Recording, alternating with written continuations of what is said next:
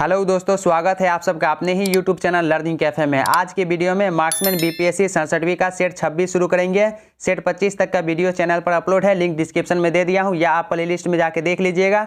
इससे पहले चैनल पर एडुटेरिया के द्वारा बीपीएससी 67वीं के लिए एक प्रैक्टिस सेट निकाला गया था, वो हमने कंप्लीट करा दिया है। प्लेलिस्ट का लिंक डिस्क्रिप्शन में दे दिया हूँ, उसमें टोटल 15 प्रैक्टिस सेट आपको मिल जाएगा।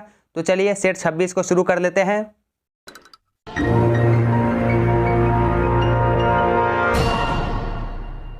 हमारा पहला क्वेश्चन है, रेणुकूट स्थित एल्यूमिनियम की फैक्ट्री हिंडाल्को का वहां स्थित होने का मूल कारण है बिजली की प्रचुर आपूर्ति। ऑप्शन बी राइट आंसर हो जाएगा, बिजली की प्रचुर आपूर्ति। नेक्स्ट क्वेश्चन, निम्नलिखित राज्यों में से किस एक में पेट्रो रसायन उद्योगों के लिए आदर्श दर्शाए पाई जाती है? गुजरात में। ऑप्शन ए सही उत्तर हो जाएगा, गुजरात। दोस्तों आपको 2 से 3 सेकंड का समय दिया जाएगा सही उत्तर सोचने का, फिर आप वीडियो के लास्ट में कमेंट कीजिएगा 150 में से आपका स्कोर कितना रहा। नेक्स्ट क्वेश्चन, प्रबंध में श्रमिकों की भागीदारी का अर्थ है नीति निर्णय लेने में भागीदारी। निम्नलिखित औद्योगिक कस्बों में से कौन छोटा नागपुर पठार पर स्थित है? रांची। ऑप्शन बी सही उत्तर हो जाएगा, रांची छोटा नागपुर पठार पर स्थित है। नेक्स्ट क्वेश्चन, भारत का प्राचीनतम विशाल उद्योग है सूती कपड़ा। ऑप्शन ए हो जाएगा, सूती कपड़ा का उद्योग। अगला क्वेश्चन, भारत में प्रथम उद्योग जिसका विकास हुआ वह है? प्रथम उद्योग कुटीर उद्योग है। ऑप्शन ए हो जाएगा, कुटीर उद्योग। निम्नलिखित में कौन ताती पाका में है? ONGC। ऑप्शन सी हो जाएगा, ONGC। नेक्स्ट क्वेश्चन, निम्नलिखित में कौन सी तेल रिफाइनरी निजी क्षेत्र में है? जामनगर तेल रिफाइनरी। नेपानगर जिस उद्योग के लिए जाना जाता है वह है, कौन सा उद्योग है? अखबारी कागज। ऑप्शन डी राइट आंसर हो जाएगा, अखबारी कागज। अगला क्वेश्चन, भारत में सबसे महत्वपूर्ण मत्स्य उद्योग है? अपतट में। ऑप्शन बी राइट आंसर हो जाएगा, अपतट में। औद्योगिक उपभोक्ता सूचकांक वर्ष 1960 को बदलकर किसे आधार वर्ष बनाया गया? 1982 ईस्वी को। औद्योगिक श्रमिकों के उपभोक्ता मूल्य सूचकांक का आधार वर्ष 1982 से किस वर्ष में परिवर्तित किया गया? 2001 ईस्वी में। ऑप्शन बी हो जाएगा, 2001 ईस्वी। भारत में उदार औद्योगिक नीति जिस वर्ष अपनाई गई वह कौन सा वर्ष था? 1991 ईस्वी में। वह कौन सी वित्तीय वर्ष है जिससे सार्वजनिक उद्यमों में विनिवेश आरंभ हुआ? 1991 से 92 ईस्वी। आयल एक उपक्रम है जो संलग्न है, जो तेल अनुसंधान में संलग्न है, हाल उत्पादन से संबंधित है, वायुयानों के। ऑप्शन बी हो जाएगा, वायुयानों के। नवरत्न का विचार संबंधित है, नवरत्न का विचार सार्वजनिक क्षेत्र के चयनित उद्यम से संबंधित है। अखिल भारतीय खादी और ग्रामीण बोर्ड की स्थापना की गई थी प्रथम पंचवर्षीय योजना में। नेक्स्ट क्वेश्चन, मीरा सेठ समिति का संबंध किससे था? हथकरघा के विकास से। सत्यम समिति संबंधित है, सत्यम समिति वस्त्र नीति से संबंधित है। भारत के राज्यों में राज्य वित्त निगमों ने मुख्य रूप से जिनके विकास के लिए सहायता दी है वे विकास मध्यम एवं छोटे पैमाने के उद्योग हैं। निम्न में से कौन एक भारत की सरकारी क्षेत्र में सबसे बड़ी व्यापारिक संस्था है? भारत की सरकारी क्षेत्र में सबसे बड़ी व्यापारिक संस्था खनिज एवं धातु व्यापार निगम है। ऑप्शन बी हो जाएगा, खनिज एवं धातु व्यापार निगम। BIFR संबंधित है रुग्ण इकाइयों के पुनर्निर्माण एवं वित्तीयन से। भारत में पर्यटन और होटल उद्योग का विकास निम्नलिखित में से किसका कार्य है? ITDC का। निम्नलिखित में से कौन सा कथन वित्तीय उत्प्रेरक की समुचित व्याख्या करता है? ऑप्शन देख लीजिए, तो इसका जो राइट आंसर है ऑप्शन बी हो जाएगा, यह सरकार की गहन निश्चयात्मक कार्यवाही है जिसका लक्ष्य देश में आर्थिक गतिविधियों को बढ़ावा देना है। ऑप्शन बी राइट आंसर हो जाएगा। नेक्स्ट क्वेश्चन, रोजगार की दृष्टि से उत्तर प्रदेश का सबसे बड़ा उद्योग है। हथकरघा उद्योग, ऑप्शन बी हो जाएगा हथकरघा उद्योग। औद्योगिक विकास की दृष्टि से उत्तर प्रदेश का कौन सा क्षेत्र सर्वाधिक विकसित हुआ है? पश्चिमी क्षेत्र। निम्नलिखित में से कौन एक तृतीय क्रियाकलाप है? विपणन, ऑप्शन डी राइट आंसर हो जाएगा विपणन। निम्न में से किस क्षेत्र से भारत में सकल राष्ट्रीय उत्पाद का सबसे बड़ा भाग प्राप्त होता है? सेवा क्षेत्र से। भारत के सकल घरेलू उत्पाद में नीचे दिए गए भिन्न क्षेत्रों के योगदान का कौन सा एक सही ह्रासमान क्रम है? सेवा, उद्योग, कृषि। जैसे जैसे अर्थव्यवस्था का विकास होता है वैसे वैसे जीडीपी में तृतीयक क्षेत्र का अंश क्या होता है? तृतीयक क्षेत्र का अंश जो है बढ़ता है। ऑप्शन सी हो जाएगा बढ़ता है। नेक्स्ट क्वेश्चन, भारत में निम्न में से कौन राजकोषीय नीति निर्धारित करता है? वित्त मंत्रालय। धनी अधिक धनी होते जा रहे हैं और निर्धन अधिक निर्धन, यह जानने के लिए किस बात की तुलना करना आवश्यक है? विविध अवधियों में समरूप वर्ग के आय अदाताओं की आय के वितरण की। ऑप्शन बी हो जाएगा। नेक्स्ट क्वेश्चन, व्यक्तियों को कर राहत के दृष्टिकोण से निम्न में कौन अन्य से भिन्न है?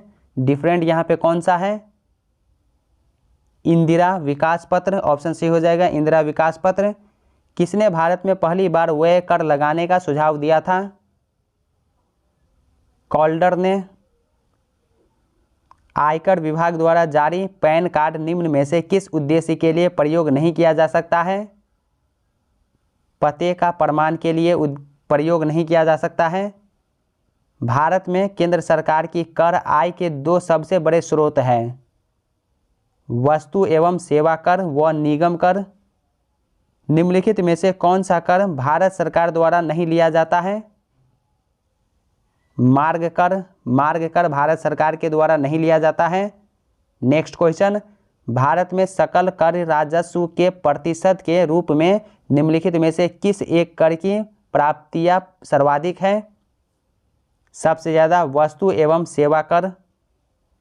भारत में संघीय बजटों में निम्न में से कौन सी रकम सबसे अधिक होती है? आगम या राजस्व व्यय। निम्नलिखित में से कौन भारत में केंद्रीय सरकार के गैर योजनागत व्यय में सबसे बड़ी मद है? ब्याज का भुगतान। केंद्रीय बजट में राजस्व व्यय की सबसे बड़ी मद होती है ब्याज की अदायगी। नेक्स्ट क्वेश्चन, केंद्र सरकार के बजट के चालू खाते में व्यय का सबसे बड़ा मद है? ब्याज भुगतान। ऑप्शन सी हो जाएगा ब्याज भुगतान। निम्नलिखित में से आयगत लेखे पर संघ सरकार के व्यय का सर्व प्रमुख मद कौन है? ब्याज भुगतान है। भारत में निम्न में से कौन सा एक कर आगम का सबसे बड़ा स्रोत है? वस्तु एवं सेवा कर। 2011 से 12 वित्तीय वर्ष के केंद्र सरकार के बजट में अति वरिष्ठ नागरिकों की एक नई श्रेणी आय कर के उद्देश्य से बनाई गई थी। इस श्रेणी में वे व्यक्ति आच्छादित हैं जिनकी उम्र 80 वर्ष या इससे अधिक है। किसी देश में आय का पुनर्वितरण करने का सर्वोत्तम मार्ग है? सर्वोत्तम मार्ग प्रगामी व्यय से संयुक्त प्रगामी कराधान है। ऑप्शन ए हो जाएगा प्रगामी व्यय से संयुक्त प्रगामी कराधान। नेक्स्ट क्वेश्चन देखिए, सामान्य रूप से भारत में प्रति 5 वर्ष बाद वित्त आयोग की नियुक्ति की जाती है। केंद्रीय अनुदान और संघ के राजस्व में राज्यों का अंश निर्धारित करने के लिए। अगला क्वेश्चन, केंद्र व राज्यों के मध्य वित्त का बंटवारा किया जाता है वित्त आयोग की सिफारिश पर। भारत में वित्त आयोग का मुख्य कार्य है। भारत में वित्त आयोग का कार्य केंद्र तथा राज्यों के बीच राजस्व का वितरण करना है। 27 नवंबर 2017 को 15वें वित्त आयोग का अध्यक्ष किसको नियुक्त किया गया था? NK सिंह को। 13वें वित्त आयोग की सिफारिशों की समयावधि थी 2010 से 15। 10वें वित्त आयोग का चेयरमैन कौन थे? KC पंत। 12वें वित्त आयोग के अध्यक्ष कौन थे? C रंगराजन। नेक्स्ट क्वेश्चन, योजना आयोग तथा वित्त आयोग के संबंध में निम्न कथनों पर विचार कर बताइए कि इनमें से कौन सा कथन जो है सही नहीं है। गलत कथन को यहाँ पर चुनना है आपको। तो ऑप्शन बी जो है ये गलत कथन है, तो इसका जो राइट आंसर ऑप्शन बी हो जाएगा। दोनों द्वारा की गई संस्तुतियाँ शासन पर बाध्य है, तो ये गलत है, तो ऑप्शन बी इसका सही उत्तर हो जाएगा। Next question, Kelkar task force की सिफारिशों का संबंध है करों से, ऑप्शन डी हो जाएगा, करों से संबंध है। जिस नवीनतम कमेटी ने कर सुधारों पर अपनी रिपोर्ट प्रस्तुत की है उसे जाना जाता है केलकर समिति के नाम से। वित्त आयोग की सिफारिशों के अनुसार कौन सा एक कर केंद्र सरकार उत्तर प्रदेश सरकार के साथ नहीं बांटती है? तट कर, ऑप्शन डी हो जाएगा, तट कर। अगला क्वेश्चन, 2 जनवरी 2013 को 14वें वित्त आयोग के अध्यक्ष के रूप में किसकी नियुक्ति की घोषणा की गई थी? Doctor YV Reddy. 14वें वित्त आयोग की सिफारिशें 1 अप्रैल 2015 से कितने वर्षों के लिए लागू हुई थी? 5 वर्ष के लिए, ऑप्शन डी हो जाएगा, 5 वर्ष के लिए। दोस्तों, अगर आप चैनल पर पहली बार है तो सब्सक्राइब करने के साथ साथ नोटिफिकेशन बेल को दबा के ऑल पे क्लिक कीजिए ताकि आने वाले वीडियो का नोटिफिकेशन सबसे पहले आप तक पहुंचे, और वीडियो को लाइक करना मत भूलिए जिससे मेरा मोटिवेशन बना रहता है।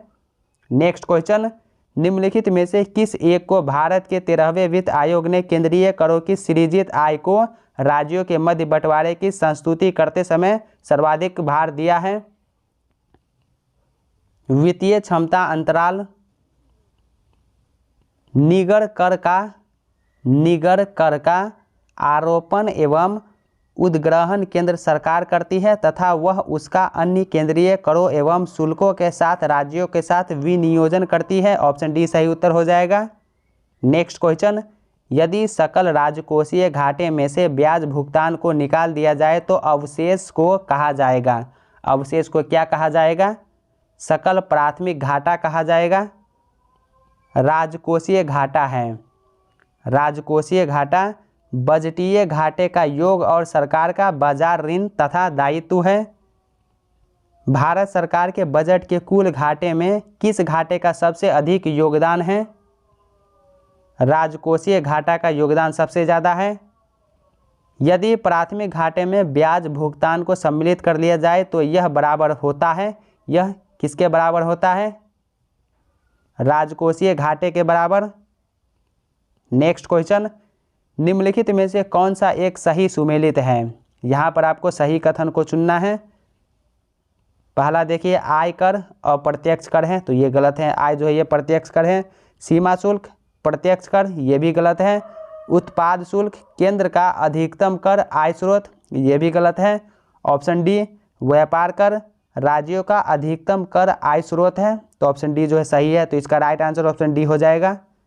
नेक्स्ट क्वेश्चन, भारतीय राजमार्ग प्राधिकरण के वित्त का प्रमुख स्रोत है? उपकर, ऑप्शन ए राइट आंसर हो जाएगा, उपकर।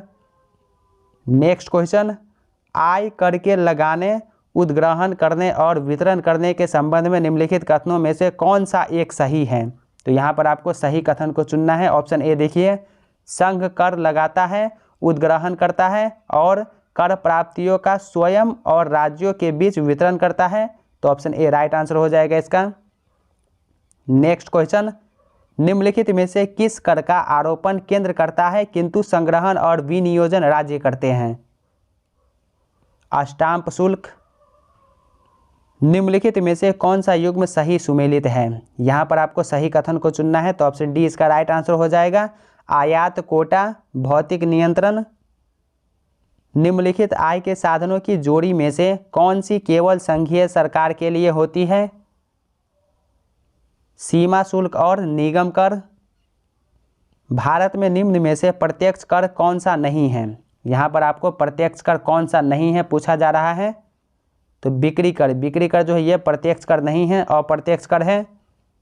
भारत सरकार के किस वर्ष के बजट में न्यूनतम वैकल्पिक कर का समावेश किया गया था? 1996 से 97 ईस्वी में। मोडवेट संबंधित है, मूल्यवर्धित कर से संबंधित है, ऑप्शन बी हो जाएगा मूल्यवर्धित कर।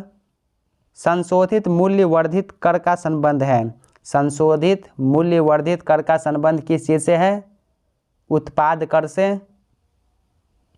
निम्नलिखित में से कौन सी मूल्य आधारित कर की विशेषता नहीं है? कौन सी मूल्य आधारित कर की विशेषता नहीं है? यह मूलभूत रूप से केंद्र सरकार का विषय है और राज्य सरकारों का दायित्व इसे सफलता के साथ लागू करने तक सीमित है। ऑप्शन डी इसका सही उत्तर हो जाएगा। अगला क्वेश्चन, मूल्यवर्धित टैक्स लगाया जाता है उत्पाद के अंतिम बिक्री तक प्रत्येक स्तर पर लगाया जाता है। सैनवेट का संबंध है केंद्रीय उत्पादन शुल्क से। संपदा कर भारत में पहली बार किस वर्ष में लागू किया गया? 1957 ईस्वी में लागू किया गया, ऑप्शन सी हो जाएगा 1957 ईस्वी में। संघीय सरकार के बजटों में राजकोषीय घाटे के बड़े भाग की पूर्ति की जाती है घरेलू उधारों के रूप में। भारत में सबसे पहले किस राज्य में मूल्यवर्धित कर लागू हुआ था? सबसे पहले हरियाणा में लागू हुआ था। किस राज्य या केंद्र शासित क्षेत्र में बिक्री कर लागू नहीं है? अंडमान और निकोबार तथा लक्षद्वीप में, ऑप्शन ए राइट आंसर हो जाएगा। नेक्स्ट क्वेश्चन, घाटे की वित्त व्यवस्था में व्यय और राजस्व का अंतर अतिरिक्त कागजी मुद्रा छापकर पाटते हैं। इस युक्ति का उद्देश्य आर्थिक विकास है, परंतु यदि यह विफल हुई तो इससे अस्थिति उत्पन्न होती है, इससे मुद्रास्फीति उत्पन्न होती है। अगला क्वेश्चन, निम्न में से कौन सा कर खरीदारों के लिए प्रत्यक्ष रूप से वस्तुओं के मूल्यों की वृद्धि नहीं करता? आयकर, ऑप्शन ए हो जाएगा आयकर। निम्न में से प्रत्यक्ष कर कौन सा है? आयकर, आयकर जो है ये प्रत्यक्ष कर है। उत्पाद शुल्क क्या है? उत्पाद शुल्क अप्रत्यक्ष कर है। निम्न में से कौन अप्रत्यक्ष कर है? बिक्री कर, बिक्री कर जो है ये अप्रत्यक्ष कर है। नेक्स्ट क्वेश्चन, निम्न में से कौन सा कर प्रत्यक्ष कर नहीं है? मतलब अप्रत्यक्ष कर कौन सा है? बिक्री कर, बिक्री कर जो है ये अप्रत्यक्ष कर है। आयकर अधिनियम की धारा 88 के अंतर्गत कर छूटों को समाप्त करने की अनुशंसा किस कमेटी ने की थी? केलकर कमेटी ने। भारत में निम्न में से किस एक का संबंध निगम की आय से नहीं है? न्यूनतम वैकल्पिक कर का। निम्न में कौन सा कर केंद्र सरकार नहीं लगाती है? मनोरंजन कर, यह है मनोरंजन कर जो है केंद्र सरकार नहीं लगाती है। निम्नलिखित करों में से राज्य सरकारों द्वारा कौन सा कर नहीं लगाया जाता है? निगम कर, निगम कर जो है राज्य सरकारों द्वारा नहीं लगाया जाता है। नेक्स्ट क्वेश्चन, संघीय बजट में राजकोषीय घाटे का अर्थ है? बजट घाटे और आंतरिक तथा बाह्य ऋणादान में निव्वल वृद्धि का योग। नेक्स्ट क्वेश्चन, भारत सरकार की राजकोषीय नीति का निम्न में से कौन एक उद्देश्य नहीं है? अंतर्राज्यीय व्यापार का नियमन। वित्तीय या राजकोषीय नीति का संबंध निम्नांकित में से किससे है? कर लगाने और शासन के व्यय से संबंधित नीति से है। वित्त मंत्रालय द्वारा आय की स्वैच्छिक घोषणा योजना 1997 में लागू की गई थी 1 जुलाई 1997 ईस्वी से। कंपनी कर वह है जो लगता है, कंपनी कर वह है जो कंपनी की आय पर लगता है। निम्नलिखित में से कौन एक सार्वजनिक आगम का स्रोत नहीं है? अर्थ सहायकी, ऑप्शन डी राइट आंसर हो जाएगा अर्थ सहायकी। नेक्स्ट क्वेश्चन, निष्पादक बजट की अवधारणा ली गई है? संयुक्त राज्य अमेरिका से। ऑप्शन डी राइट आंसर हो जाएगा, संयुक्त राज्य अमेरिका। नेक्स्ट क्वेश्चन, निम्नलिखित प्रस्तावों में से किसका संदर्भित संबंध संघीय बजट से है? कटौती प्रस्ताव का, राजकोषीय उत्तरदायित्व एवं बजट प्रबंधन अधिनियम भारतवर्ष में कब पारित किया गया था? 2003 ईस्वी में। नेक्स्ट क्वेश्चन, निम्नलिखित में से किस एक कर समूह को जो केंद्र सरकार द्वारा एकत्र किए जाते हैं राज्यों के साथ बांटा जाता है? उत्पाद कर, आय पर उपकर, तटकर। हूपर आयोग की संस्तुति पर निष्पादक बजट का सबसे पहले प्रयोग संयुक्त राज्य अमेरिका में किस क्षेत्र में किया गया था? कृषि क्षेत्र में किया गया था। विकास केंद्र उपागम किस योजना के अंतर्गत अपनाया गया था? चतुर्थ पंचवर्षीय योजना के अंतर्गत अपनाया गया था। राष्ट्रीय विकास परिषद द्वारा स्वीकृत 12वीं पंचवर्षीय योजना 2012 से 17 हेतु प्रस्तावित परिकल्पना पत्र में विकास का निर्दिष्ट लक्ष्य क्या था?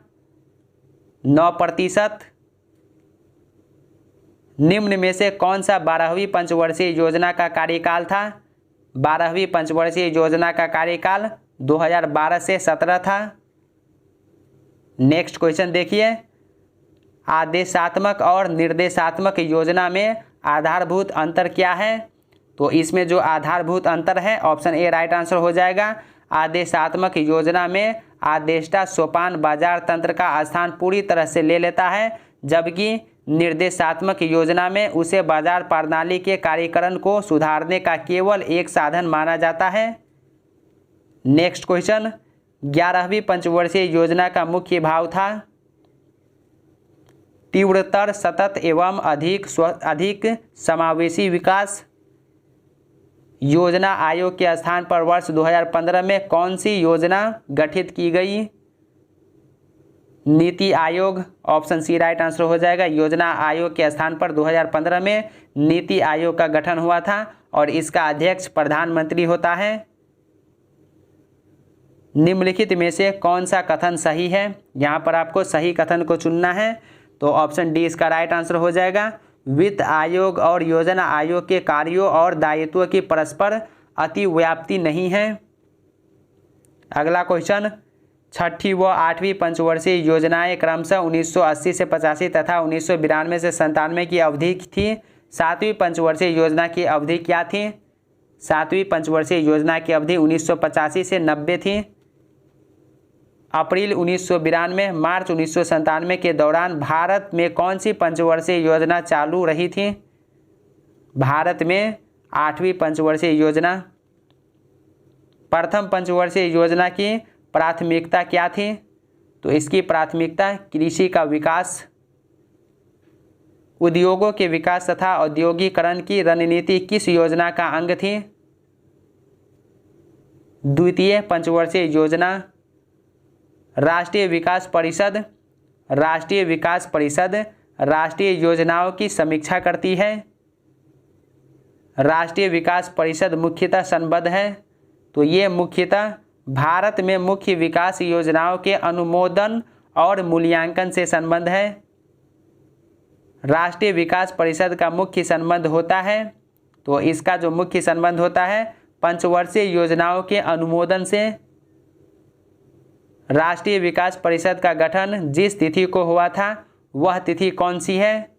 6 अगस्त 1952 ईस्वी में। पंचवर्षीय योजना को अंतिम रूप से ... खाली स्थान अनुमोदित किया जाता है, तो इसे राष्ट्रीय विकास परिषद द्वारा अनुमोदित किया जाता है। अगला क्वेश्चन, भारत में पंचवर्षीय योजना को स्वीकार करने का अंतिम अधिकार किसको है? तो अंतिम अधिकार राष्ट्रीय विकास परिषद को है। भारत का योजना आयोग है। भारत का योजना आयोग एक सलाहकार संस्था है। भारत में योजना आयोग का सृजन किया गया है मंत्रिमंडल के एक प्रस्ताव द्वारा। भारत में योजना आयोग की स्थापना किस वर्ष में हुई थी? 1950 ईस्वी में। भारतीय पंचवर्षीय योजनाओं का प्रमुख उद्देश्य है स्वावलंबन एवं विदेशी सहायता पर निर्भरता कम करना। भारत में अनवरत योजना किस वर्ष में कार्यशील थी? 1978 से 79 ईस्वी में। निर्धारित अवधि से 1 वर्ष पूर्व समाप्त होने वाली पंचवर्षीय योजना कौन सी योजना है? पंचम पंचवर्षीय योजना। पिछड़े देशों के लिए रोलिंग प्लान का सुझाव किसके द्वारा दिया गया था? जी मिर्डल द्वारा। ऑप्शन ए हो जाएगा, जी मिर्डल द्वारा। राष्ट्रीय नियोजन में रोलिंग प्लान की अवधारणा लागू की गई थी?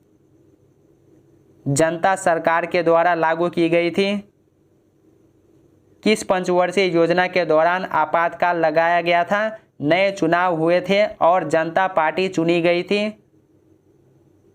पांचवी पंचवर्षीय के दौरान 20 सूत्रीय आर्थिक कार्यक्रम सर्वप्रथम किस वर्ष प्रारंभ किया गया था? 1975 ईस्वी में। अगला क्वेश्चन, योजना में कोर सेक्टर का तात्पर्य है। योजना में कोर सेक्टर का तात्पर्य चयनित आधारभूत उद्योग से है। भारत में 90 के दशक में औद्योगिक क्षेत्र में आयोजना प्रक्रिया ने पूर्व काल की आयोजना प्रक्रिया की तुलना में अपेक्षाकृत कम महत्वपूर्ण स्थान ग्रहण किया। इस विषय में निम्नलिखित में से कौन सा एक सत्य नहीं है? तो यहाँ पर आपको गलत कथन को चुनना है। ऑप्शन ए देखिए, उदारीकरण के आगमन के साथ औद्योगिक निवेश या विकास को बहुत अधिक हद तक निजी और बहुराष्ट्रीय क्षेत्र के दायरे में रखा गया। ये सही है। बाजार के केंद्रीय स्थान ग्रहण कर लेने के साथ अनेक क्षेत्रों में केंद्रीय आयोजना की भूमिका अनावश्यक हो गई है। ये भी सही है। आयोजना का केंद्र मानव संसाधन विकास, आधारित संरचना, जनसंख्या नियंत्रण और कल्याण जैसे क्षेत्रों में अंतरित हो गया है। तो ये भी सही है। राष्ट्र की प्राथमिकताएं औद्योगिक विकास से दूर हटकर ग्रामीण विकास हो गई है। तो ये गलत है और आपको गलत को ही चुनना है। तो ऑप्शन डी इसका राइट आंसर हो जाएगा। नेक्स्ट क्वेश्चन, आर्थिक नियोजन एक विषय है। आर्थिक नियोजन जो है ये एक विषय है समवर्ती सूची में। ऑप्शन ए हो जाएगा समवर्ती सूची में। भारत में योजना के आरंभ से किसी भी पंचवर्षीय योजना में अनाच्छादित कुल वर्षों की संख्या है। कुल वर्षों की संख्या 7 है। ऑप्शन बी हो जाएगा 7। योजना अवकाश की अवधि का संबंध है 1966 से 69 से।